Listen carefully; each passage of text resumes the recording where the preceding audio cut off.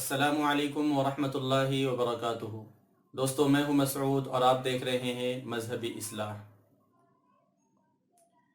آج کا پہلا سوال ہے کہ اگر کسی کپڑے میں منی لگ جائے تو صرف وہ حصہ دھو لینے سے جہاں منی لگی ہوئی ہے کپڑا پاک ہو جائے گا اور پھر اس کپڑے میں نماز ادا ہو جائے گی یا نہیں؟ ایک صاحب نے بتایا ہے کہ حالت جنابت میں جو کپڑے بدن سے لگے ہوئے ہوں گے سب کی تبدیلی لازمی ہے، تو کیا ان صاحب کی بات درست ہے؟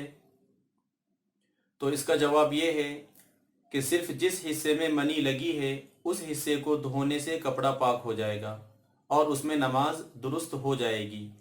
یہ بات غلط ہے کہ حالت جنابت کا پہنا ہوا پورا کپڑا ناپاک ہوتا ہے۔ ہاں، البتہ اگر نجاست لگنے کا یقین ہو لیکن نجاست کی جگہ متعین کرنے میں دشواری ہو رہی ہو تو پھر پورا کپڑا دھونا ضروری ہوگا تاکہ کوئی شبہ نہ رہے۔ اگلا سوال ہے کہ عام طور پر لوگ ٹنکی کے نل سے وضو کرتے ہیں۔ مسجد کے علاوہ اپنے گھر پر اگر کوئی وضو کرتا ہے تو دوران وضو زمین کی چھینٹیں اس کے کپڑوں پر آ جاتی ہے۔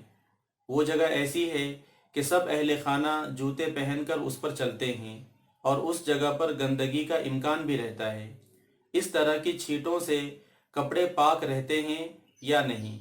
تو اس کا جواب یہ ہے کہ اس طرح کی چھینٹوں سے کپڑے کی نجاست کا حکم نہیں دیا جائے گا، البتہ اگر نجاست بالکل واضح ہو تو اس کی چھینٹیں ناپاک ہوگی۔ اگلا سوال ہے کہ ایک شخص موٹر سائیکل سے ایک جگہ جا رہا ہے، گاڑی کے نجاست کے اوپر سے گزرتے وقت چھینٹیں اڑی اور روپے سے زیادہ مقدار میں نجاست لگ گئی، لیکن چلتے چلتے نجاست خشک ہو کر مقدار میں روپے سے کم ہو گئی۔ اس کپڑے میں بغیر دھوئے نماز پڑھی جا سکتی ہے؟